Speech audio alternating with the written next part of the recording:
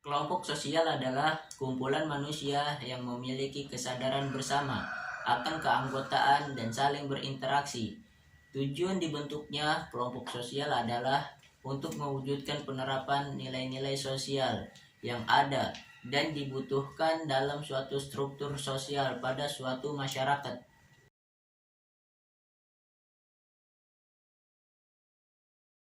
Menurut salah satu penelitian yang diteliti oleh Surjono Sukanto, ditemukan hasil bahwa ada beberapa faktor yang ada pada sekumpulan masyarakat sehingga dapat disepakati sebagai kelompok sosial.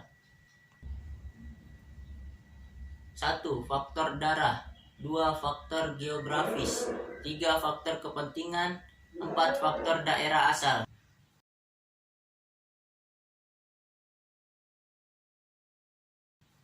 1.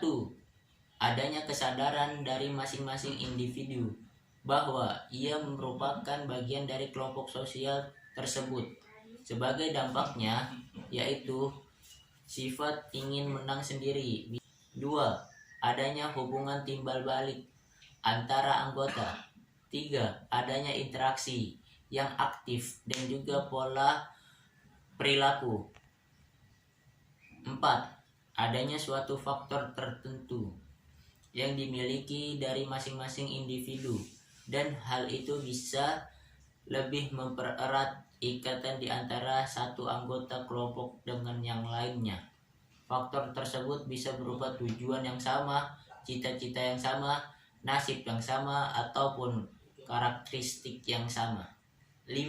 Adanya struktur tugas masing-masing anggota di dalam kelompok. Struktur tugas ini dapat membuat setiap orang di dalam kelompok memiliki peran, fungsi, dan kedudukan yang jelas. Ini membuat masing-masing anggota kelompok mempunyai tanggung jawab. 6. Adanya interaksi antar individu. Dalam jangka waktu tertentu, interaksi antar individu itu bisa berlangsung dalam jangka pendek maupun jangka panjang.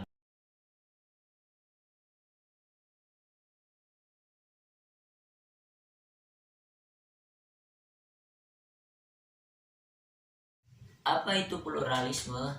Menurut Wikipedia, istilah ini juga bisa dikenal sebagai pluralisme yang terdiri dari dua kata, yakni plural, yaitu beragam, dan isme, yaitu paham, sehingga memiliki arti paham atas keberagaman.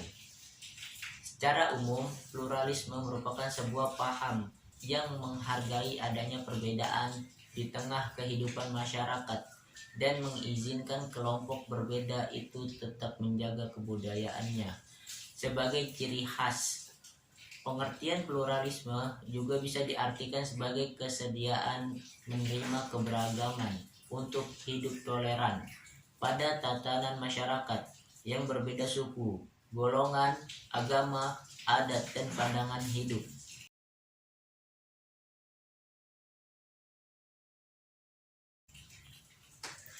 1. Pluralisme budaya. 2. Pluralisme agama. 3. Pluralisme sosial. 4. Pluralisme ilmu pengetahuan. 5. Pluralisme media.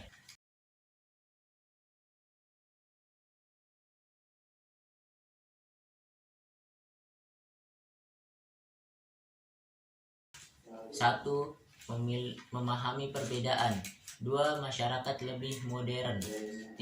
Meningkatkan pendapatan negara. 4. Meningkatkan daya tarik turis.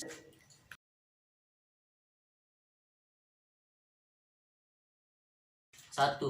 Menimbulkan persaingan. 2. Menimbulkan rasa egois. 3. Menimbulkan gesekan sosial. 4. Menimbulkan sifat individualisme.